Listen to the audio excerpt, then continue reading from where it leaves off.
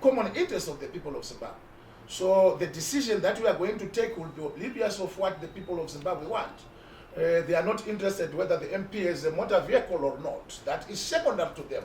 The struggle of today is not being fought on the interest of the member of parliament, of individual acquiring motor vehicles or having allowances like what you are trying to put it.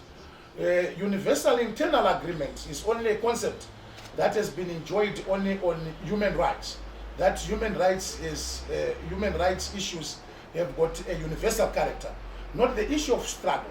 The issue of struggle is that people are entitled to their own opinions. Those who would not want to move out of parliament are entitled to do that. But our call is for the cause of the people of Zimbabwe, not individual interests of individual MPs.